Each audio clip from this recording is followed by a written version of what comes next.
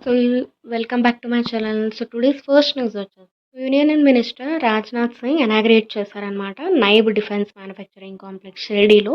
Naib అనేది ఒక private company అనమాట. సో ఈ డిఫెన్స్ మ్యానుఫ్యాక్చరింగ్ ఎకో సిస్టమ్ని ఇది ఇంకా ఇంప్రూవ్ చేయబోతుంది అనమాట. అండ్ ఆత్మనిర్భర్ భారత్ ఇనిషియేటివ్ని కూడా సపోర్ట్ చేస్తుంది.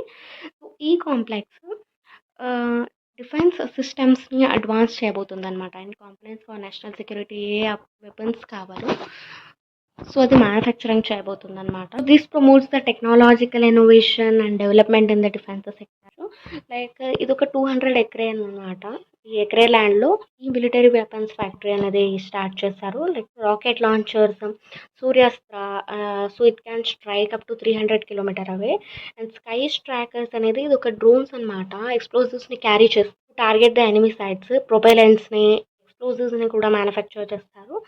అండ్ ఇట్ ఆల్సో సైన్ చేసిందనమాట ఎంఓయూ విత్ బ్లాక్ స్కై అనే దానితో. సో ఈ ఎంఓయూ సో డొమెస్టిక్ శాటిలైట్ అసెంబ్లీని కూడా సపోర్ట్ చేయబోతుందన్నమాట. So this creates 3000 highly skilled జాబ్స్ని అయితే క్రియేట్ అవుతుంది. అయితే ఈ మ్యానుఫ్యాక్చరింగ్ వెపన్స్ మొత్తం మనం వేరే ఫారిన్ కంట్రీస్ నుంచి తప్పించబడడం అనమాట. సో దీనివల్ల అయితే రెడ్యూస్ అవుతుందన్నమాట ఇంపోర్ట్ అనేది. And this encourages the collaboration between the industry, government and armed force.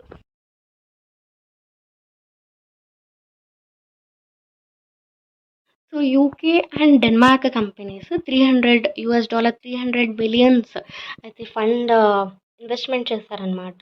So ఈ ఫండ్స్ని large scale clean energy projects లేకపోతే గ్రీన్ ఎనర్జీ ప్రాజెక్ట్స్ అనే దాని మీద అయితే ఇన్వెస్ట్ చేయబోతున్నారనమాట.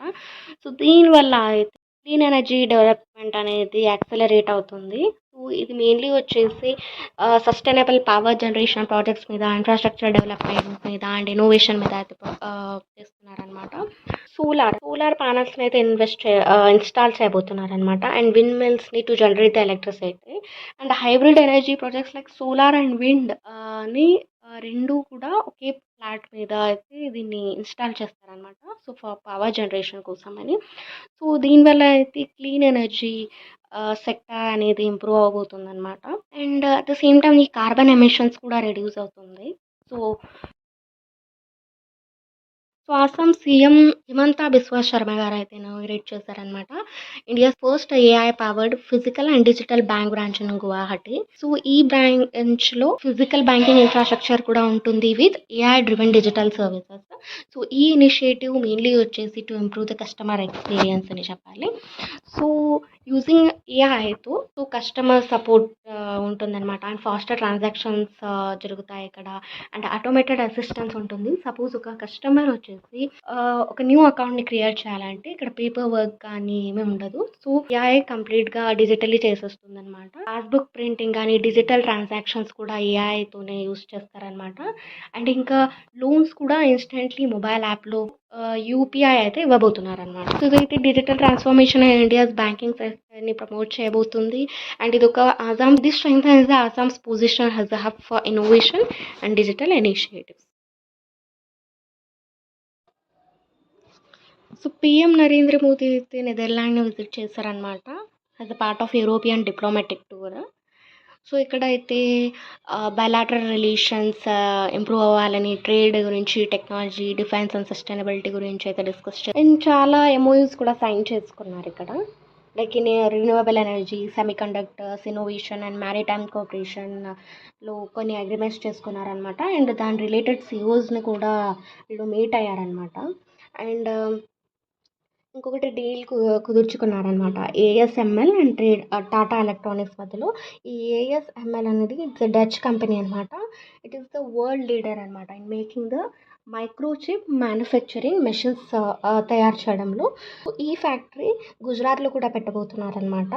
సో దీనిలో హెల్ప్ చేస్తుంది అని సో ఈ డీల్ అయితే చేసుకున్నారు. ఈ green hydrogen, digital technology and investment opportunities గురించి కూడా డిస్కస్ చేసుకున్నారు. అండ్ ఇంటరాక్ట్ అయ్యారనమాట డచ్ లీడర్షిప్ అండ్ మెంబర్స్తో. సో వాటర్ మేనేజ్మెంట్ గురించి, క్లైమేట్ రెసిలియన్స్ గురించి అండ్ సస్టైనబుల్ డెవలప్మెంట్ గురించి కూడా కొలాబ్ చేసుకున్నారనమాట. అండ్ మ్యానుఫ్యాక్చరింగ్, సెమీ కండక్టర్ డెవలప్మెంట్లో కూడా ఇది సపోర్ట్ చేయబోతుంది ఇండియాకి.